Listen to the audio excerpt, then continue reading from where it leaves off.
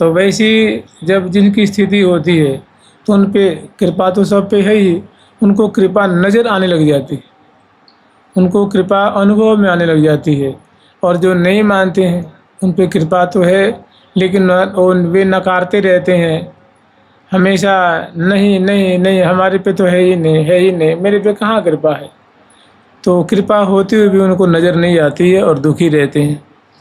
तो कह रहे हैं यस्मादेव प्रवृत्ति ही सकल तनुभृता मुत्तमेवाथ हीने। कह रहे हैं कि जिनकी कृपा से ही, उनकी दया से ही, तो उनकी इशारे से ही किसी की भी प्रवृत्ति, किसी भी प्राणी की प्रवृत्ति या तो भले कर्म में या बुरे कर्म में होती है।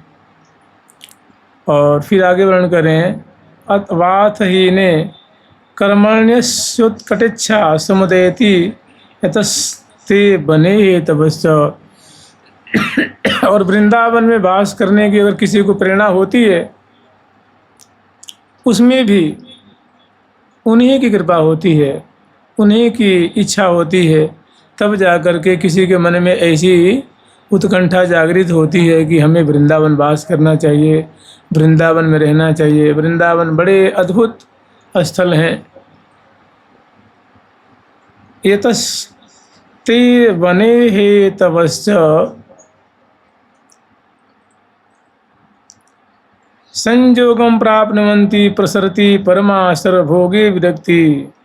या कोई ऐसी जीवन में घटना घट जाती है जिससे वृंदावन वास में सहूलियत मिलती है, या वृंदावन वास करने में एक वानिक बन जाता है।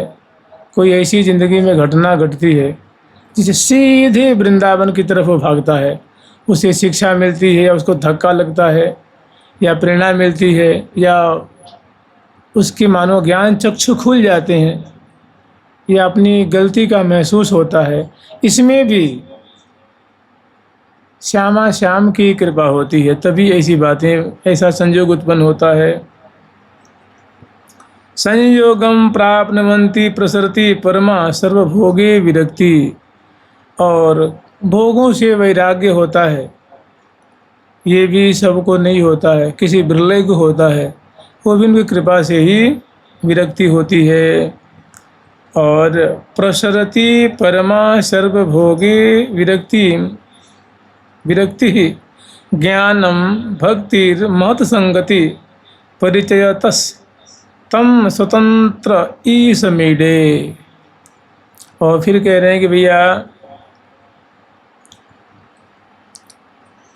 किसी को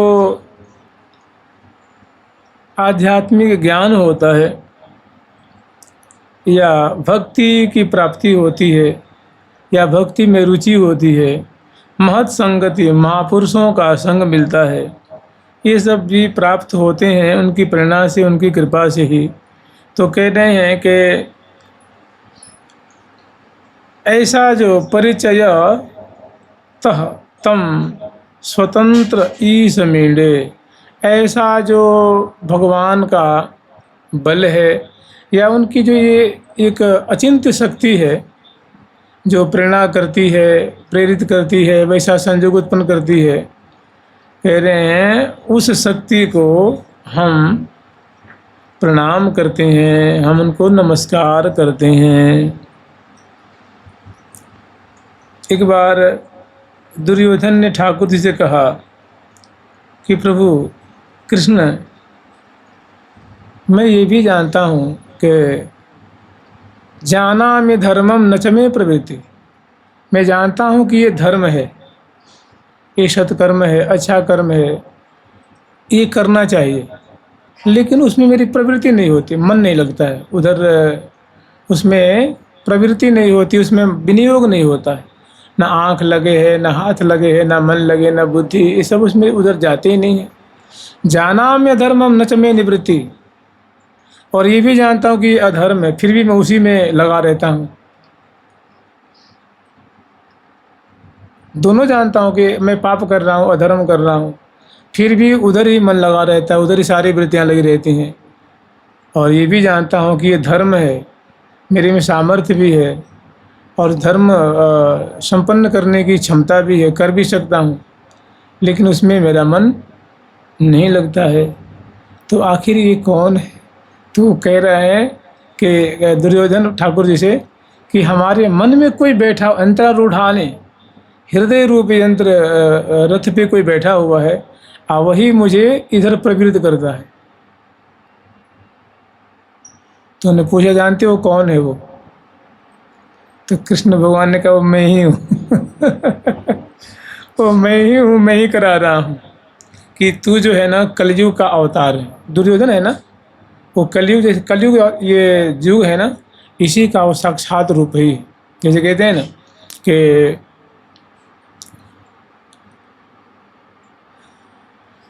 रैदास जी को धर्म का अवतार कहते हैं, प्रहलाद कबीर जी को प्रहलाद जी का अवतार कहते हैं, तुलसी जी को श्री वाल्मीकि मुनि का अवतार कहते हैं, नामदेव जी को ठाकुर जी का साक्षात औरस पुत्र मानते हैं।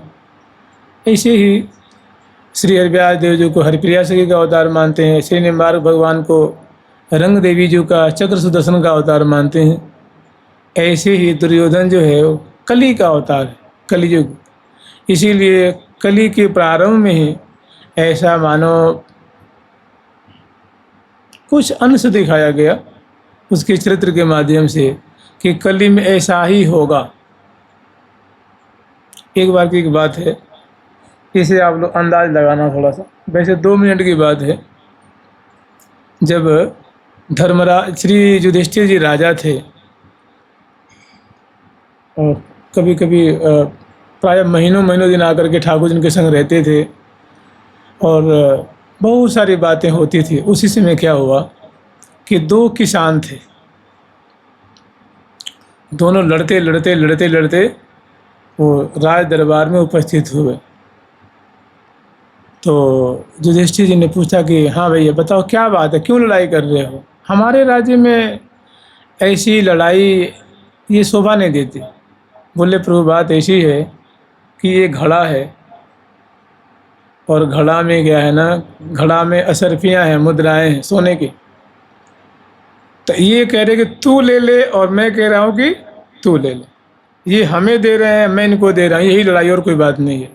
उनकी बात क्या है भैया? तो उनकी कि ऐसा है प्रभु कि खेत इनकी है और इन्होंने मुझे बोने के लिए दिया था और मैं कई साल से उनकी जुताई बुआई कर रहा था, उसमें अन्न उपजाता था और आधा आधा हम दोनों बांट लेते थे। लेकिन संजोग से अब की बार क्या हुआ कि मैं हल चला रहा था तो हल की जो फाल है उससे कोई वस्तु टकराई और मैं रुक गया। उसको खोद के निकाला तो वो इतना बड़ा कलश निकला है और उसको खोल के मैं देखा तो इसमें केवल जेवरात ही जेवरात हैं, सोने चांदी और रत्न आदि हैं। तो मेरा मन कहता है कि चूँकि खेत इनकी है तो मालमत्ता इनका होना चाहिए। और ये खेत वाले ये कहे नहीं नहीं तुमने पाया है तुम्हारा होना चाहिए, नहीं। तो ये ठाकुर जी वहीं मैंने युधिष्ठिर जी सिंहासन में बैठे थे, ठाकुर जी उनके बगल में बैठे थे। उन्हें कान में कहा कि देखो अभी द्वापर चल रहा है तो दोनों की बुद्धि सही, अभी कुछ दिन के बाद 2 साल 3 साल 10 साल के बाद आएगी कलयुग मतलब कलयुग का आगमन होने वाला है। तो ये काम करिए, तमाशा आप देखना। ये काम कर दो कि ठीक है कोई बात नहीं, ये राज की मतलब धन है, इसको राज्य कोष में जमा कर दो। भाई आप लेने रहे हो उनको, वो भी लेने के राजी नहीं, तुम भी लेने को राजी नहीं हो, तो ये राजे के कोष में धर दो। उन्होंने कहा देखना प्रभु 15 साल के बाद फिर लड़ते हुए आएंगे दोनों। जब कलयुग आएगा दोनों की बुद्धि खराब होगी। वो कहेगा कि मेरा है, वो कहेगा मेरा है, कि मैंने पाया है मेरा है, वो कहेगा मेरी खेती में मिली ये चीज़ तो मेरा है। धरवा दिया। फिर जो ही 15 साल निकला कलयुग आया तो दोनों लड़ाई झगड़ा करते हुए आए कि प्रभु हमारी संपत्ति दे दी जाए। उन्होंने कहा ठीक है ले लो। बोला तुम्हारी कैसे? वो मैं तो मेरी चीज़ है। उसने कहा मेरी चीज़ है। को सिर फूटा दोनों का। और फिर ठाकुर जी ने कहा कि यही तो कलयुग में दिखाया था। मैंने वो दुर्योधन कली का ये अवतार है कि कैसे ज़मीन के लिए, जायदाद के लिए, मान के लिए, प्रतिष्ठा के लिए, हक के लिए कैसे मतलब लड़ाइयाँ होंगी, भाई भाई को काटेगा और दुर्योधन की जो कुदृष्टि थी उनकी वो पे, मैंने उस शुरू में आज से 5,500 वर्ष पहले दिखाया था। तो आज तो आप लोग सुन ही रहे हैं, जगह जगह जगह जगह जगह। श्री मथुरादास जी महाराज कहते थे, जब महाभारत की कथा कहते थे तो उस समय कि साक्षात कली का ही अवतार था दुर्योधन,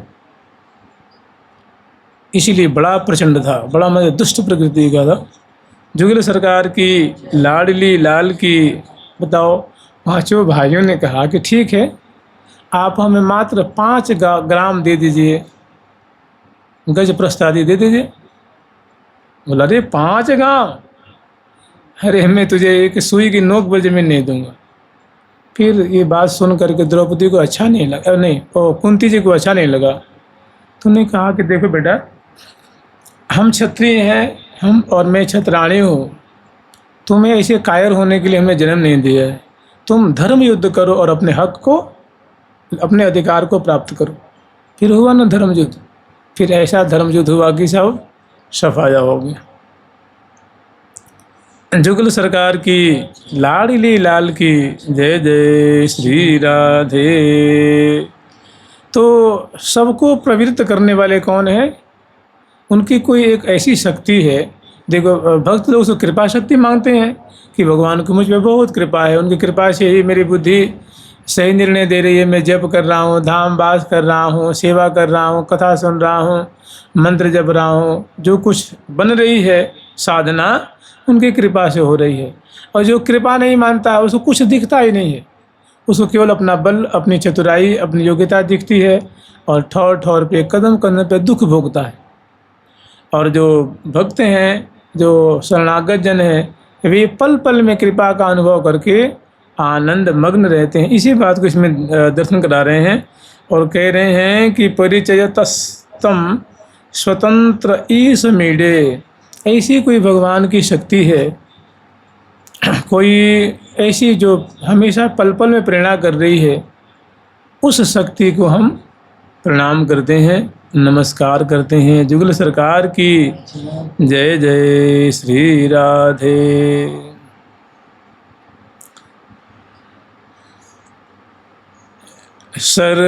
सर्वोप्यद्भुत शक्तिराशिरखिलाधीशस्य तत्तनु स्वानंदैक विलासवान निज महापूर्णात्मशक्त्याश्रयात् संजीवत्यथ चेष्टते निज जने कार्ये तमेवाद्भुत स्वातंत्र्यं परमं परेश महमानंदैक वृत्तिं श्रये महमैक वृत्तिं श्रये।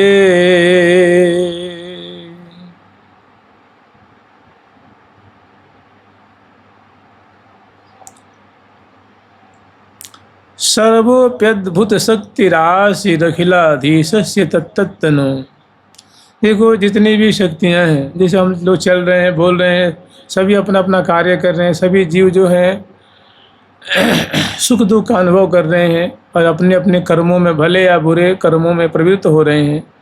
ये सब भगवान की जो शक्ति पृथक पृथक तनों में, शरीरों में, उनकी शक्ति ही तो काम कर रही है, वे ही करवा रही है। उसी से सभी जो है गतिशील हो रहे हैं और आनंद पूर्वक जिसका जैसा व्यवहार है वो कर रहा है। वो एक भगवान की अचिंत्य शक्ति है, उनको उनकी कृपा शक्ति कह लो या उनकी शक्ति कह लो। फिर कह रहे हैं स्वानंदैक विलासवान निज महापूर्णात्म शक्त्याश्रयात।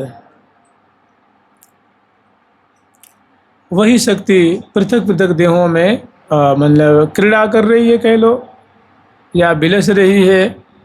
अब आगे फिर कह रहे हैं और उन्हीं की कृपा से सभी जीवन धारण कर रहे हैं, माने जीवित हैं।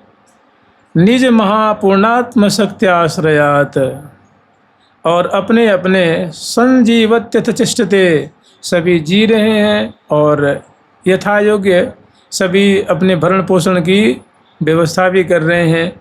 निज जने निज कार्य, और अपने अपने कार्य में लगे हुए हैं।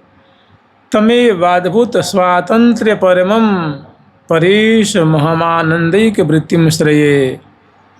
तो ऐसी जो अद्भुत, जो स्वतंत्र, कह रहे भगवान को कहा जाता है ना कि परम स्वतंत्र न सिर पर कोई,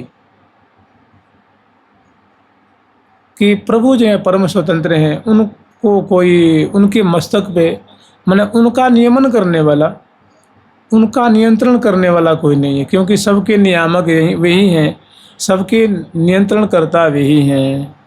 तो ऐसा जो अद्भुत, जो सबसे स्वतंत्र,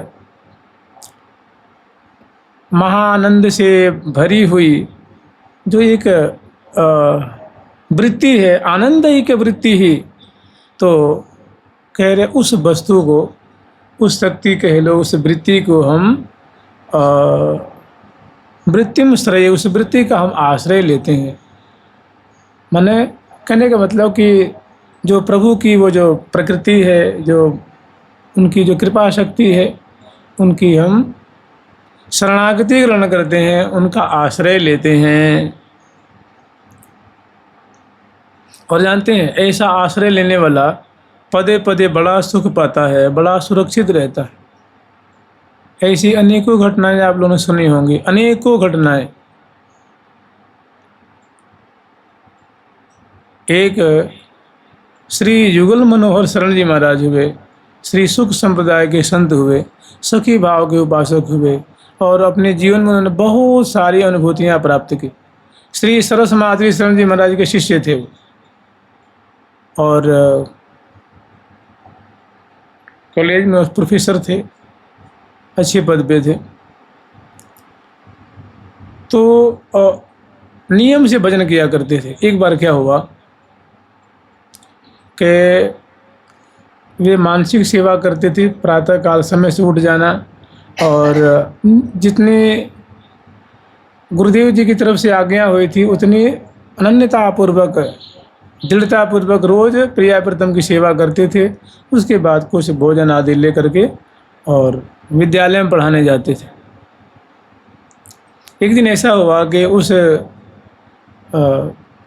कॉलेज का जो हेडमास्टर थे, या प्रिंसिपल कह लो, प्रिंसिपल जो थे, उनकी कन्या का एकाएक देहांत हो गया। तो उस दिन उन्होंने किसी से घर में रहते हुए खबर दिलवाया कि भाई,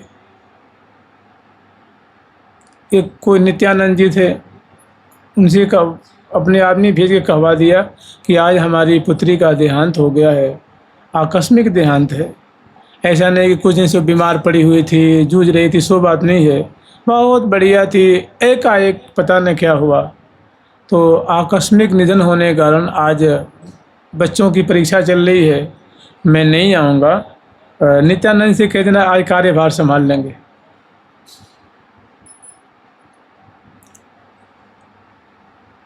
और नित्यानंद से कह देना कि वो जुगल मनोहर शरण जी है ना, उनसे भी, उनको भी कुछ कार्य सौंप देंगे, मैं दोनों मिल करके संभाल लेना, आज मैं नहीं आ पाऊँगा।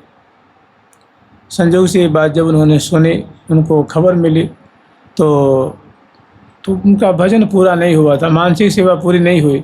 लेकिन जिम्मेदारी जब उनको सूचित हुई तो झट वो छोड़ करके विद्यालय में आ गए। और विद्यालय में आए समय पे विद्यार्थी उपस्थित हुए, और फिर घंटी बजती है ना पेपर बंटने की, तो परीक्षा जो पत्र है वही बंट गया। और पत्र बंटने के बाद उनको सभी बच्चे जो अपने यथायोग्य जानकारी के अनुसार लिखने लगे। और उसमें होता है कि जो प्रोफेसर लोग होते हैं बेचारे, वो गश्त पेट्रोल नहीं करते रहते हैं ना, चलते फिरते बच्चों को देखते रहते हैं, कोई नकल तो नहीं कर रहा है, कोई धांधली तो नहीं कर रहा है।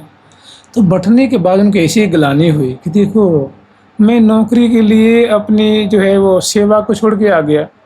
बड़ा दुख हुआ, बड़ा कष्ट हुआ कि मैंने हमारे जीवन में भगवान की तो कोई अहमियत ही नहीं है। अब देखो मैं भक्त बनता हूँ, झट बिना मैंने ऐसा उनके सिर पे भूत सवार हुआ भजन का, बड़ा दुख हुआ। तो झट बिना किसी से कहे, किसी को जिम्मेदारी सौंपे बिना, झट वहाँ से घर चले आए और आकर के अपनी मानसिक सेवा पूरी करने लगे। इसी बीच में किसी ने जा कर के जिनमें तब तक वो अपने बच्चे के दाह संस्कार आदि करके झट से वो भी पहुँचे, मानो 10 बजे न पहुँच कर 12 1 बजे 2 बजे पहुँचे होंगे। और आते ही किसी ने जाके शिकायत कर दी कि वो जुगल मनोहर जी महाराज आए थे, फिर वो पता न कहाँ चले गए। एक तो हेडमास्टर की पुत्री का निधन हुआ है, एक तो वो नहीं आए और ये आकर के चले गए, बड़ा अनर्थ हो रहा है, इसकी शिकायत उन्हें आगे कह दी।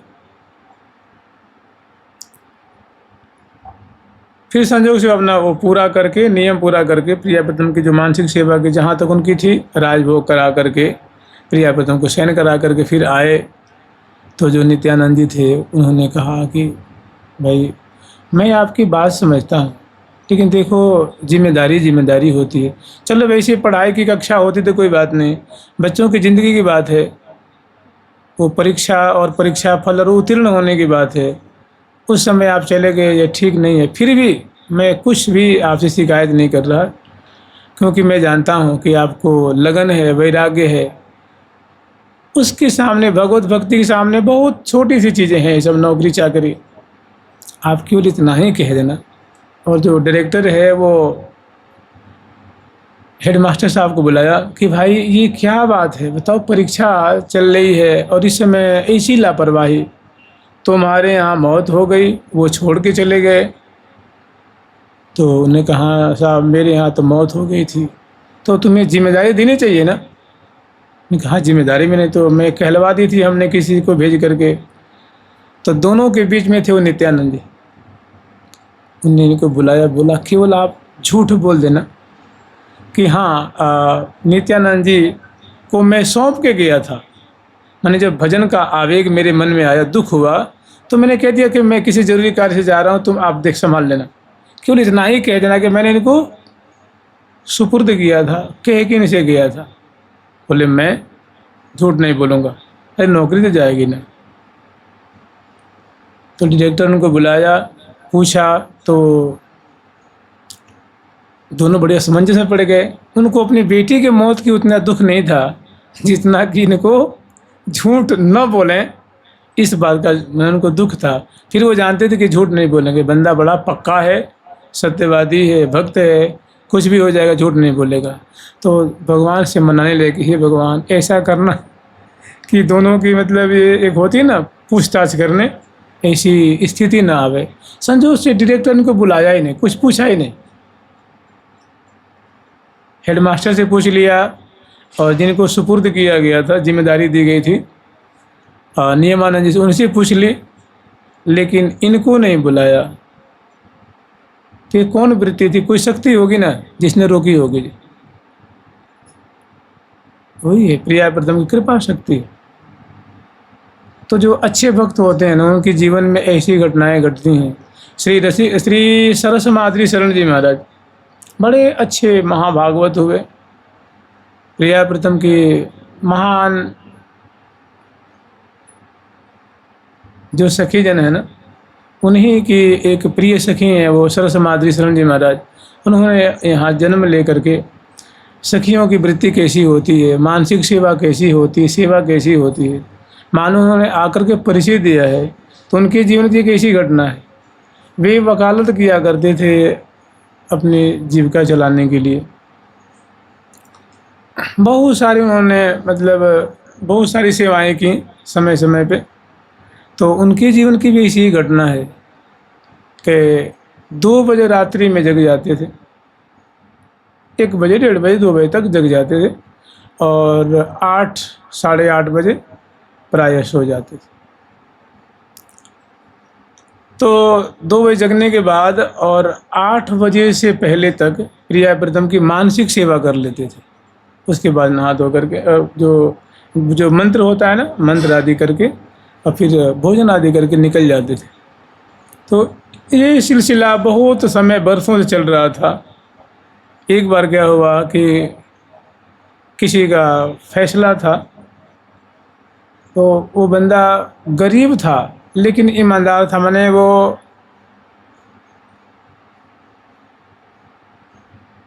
जैसे 2 पक्ष होता है ना, तो एक पक्ष उसमें सच्चा होता है और एक पक्ष उसमें गलत होता है। एक तो जो गरीब वाला पक्ष था वो सच्चा पक्ष था और दूसरा पक्ष जो था वो बड़ा भीषण भी था और सामाजिक और पैसे से मजबूत था। तो उसके केस को लड़ते थे, जो गरीब था, ईमानदार था, उसके केस को लड़ रहे थे श्री सरस माधवी शरण जी। और जो दूसरा पक्ष था उसका वकील भी बड़ा, वो वहाँ का मतलब नामी वकील था।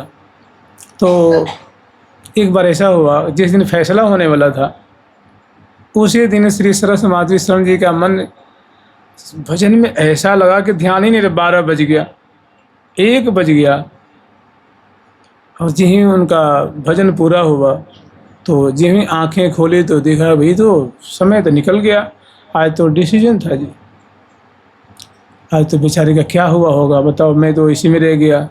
झटपट वहाँ से अपने वस्त्राय धारण किए और बिना भोजन किए चले वहाँ से, और जी ही कोर्ट में पहुँचे तो उस समय जो जज साहब थे उनके सामने इन्होंने ऐसी ऐसी दलीलें पेश की थी कि जज बड़ा खुश हो करके और उस गरीब जो मुवक्किल था उसके पक्ष में फैसला दे दिया था। तो इसे होता है ना कि भाई वो खुश होता है तो उनको बहुत उनकी भूरी भूरी प्रशंसा करता है, धन्यवाद देता है कि आपने मुझे इस संकट से उबार लिया, मैं आपको और क्या दे सकता हूँ, आपको धन्यवाद, आपके धन्य हैं, धन्य हैं, आप बड़े साधु स्वभाव के हैं, आपके जैसे वकील चाहिए सज्जनों को फैसला दिलाने के लिए। तो ये मतलब धन्यवाद देने के लिए वो लगा ढूंढने की, भाई कितना बढ़िया इन्हें फैसला दिलवाया, मतलब करवाया है। कम से कम अब दाएं बाएं आगे पीछे वो ढूंढे, वो कहीं मिले नहीं। संजोग से उसी समय वो बहुत शीघ्रता से पहुँचे। बोला महाराज वकील साहब आज तो आपने धन्य धन्य कर दिया, क्या आज आपने दलील पेश कीजिए। बोले क्या बात करते हो भाई, अभी वो आ रहे थे कोर्ट में तो उन्हें समझा कि भाई ये जो कह रहा है बंदा कि आप जो जज के सामने उपस्थित होकर के और जो अपनी चतुराई, अपनी ईमानदारी और जो सबूत से जो आप प्रतिवादी को आपने जो परास्त किया उसके मुंह बंद कर दी। जज बड़ा खुश हुआ, आपकी भूरी भूरी प्रशंसा कर रहे थे वो, तो वास्तव में आप धन्य धन्य। बोले भाई कैसी बात, तुरंत वो समझ गए कि ठाकुर जी ने कोई लीला की है आज। वहाँ जज के सामने भी गए तो जज बोला कि वास्तव में पंडित जी आपने तो आज आनंद कर दिया, हमारी बोलती बंद कर दिया आपने। तो उन्होंने तुरंत बात बदल दी। उन्होंने ये नहीं कहा अरे मैं तो बहुत आज आ ही नहीं पाया, मुझे देर हो गई, ये सब बात नहीं कही। उन्होंने एक बात कही, अरे प्रभु की कृपा से क्या नहीं होता है। उन्हें कही प्रभु की कृपा से सब, देखो हार जीत कराने वाले वही हैं, सब उनकी कृपा से। गोलमाल कर दिया। और उनको लगा कि देखो हमारे कारण, हमारी लापरवाही के कारण आज ठाकुर जी को बताओ इस कोर्ट में आकर के उपस्थित होना पड़ा। जज ऊपर बैठा होगा और हमारे प्रभु नीचे कटघरे में, जो नीचे नहीं होता है, वहाँ खड़े होंगे वकीलों के समूह में। ये बताओ हमारे लिए ठाकुर जी को नीचे खड़ा होना पड़ा। और ये तो बहुत गर्हित बात है, बड़ा दुख हुआ उनको। उसी दिन से उन्होंने वकालत ही छोड़ दी। अब भाई पैसा का आना जाना ख़त्म, भाई वृत्ति मारी गई ना। अब घर का खर्च कैसे चले, और प्रसिद्ध हो चुके थे। कभी अयोध्या जी संत आ रहे हैं दर्शन करने के लिए, मिलने के लिए, कहीं वृंदावन से जा रहे हैं, कभी कोई कहीं से आ रहा है, कहीं गुरु परंपरा से आ रहा है, कभी आचार्य पीठ से आ रहा है दर्शन, और भक्तजन आ रहे हैं। अब उनकी भी सेवा के लिए भाई कोई आएगा तो भोजन पानी कुछ न कुछ तो उनकी व्यवस्था करनी पड़ती है। और वृत्ति सारी ख़त्म। अब आकाश वृत्ति, जैसे साधु लोग रहते हैं ना, वैसे आकाश वृत्ति से रहने लगे। बड़ी मुश्किल से सबकी मतलब पूर्ति तो हो जाती थी, जहाँ तहाँ से कर्ज आदि ले करके। मैंने ठाकुर जी को हमारे मतलब उनको नीचा तो कहाँ दिखना पड़ा भाई, क्यों, कौन को पता है कि ठाकुर जी के प्रतिनिधि होकर कार्य कर रहे हैं। लेकिन ऐसी जो भक्तों की निष्ठा होती है, ऐसी उनके प्रति समर्पण बुद्धि होती है। और ये तो फिर तो जहाँ जहाँ मेरा भक्त, जहाँ जहाँ मेरा भक्त पग धरे, तहाँ धरूँ मैं हाथ, तहाँ तहाँ मैं हाथ रखता हूँ मैंने। तो शर्त इतना है कि बस ऐसी मनोवृत्ति साफ हो, और समर्पण हो और भजन में रति हो, फिर तो आनंद आनंद बन जाए। जुगल सरकार की, लाडली लाल की, श्यामा श्याम की, वृंदावन धाम की। हम लोग के जीवन में बड़ा छल होता है, कपट होता है, करते कुछ बताते कुछ दिखाते कुछ, इसीलिए सब बातें प्रकट नहीं होती। जुगल सरकार की, लाडली लाल की, श्यामा श्याम की, वृंदावन धाम की। जय जय श्री राधे। राधा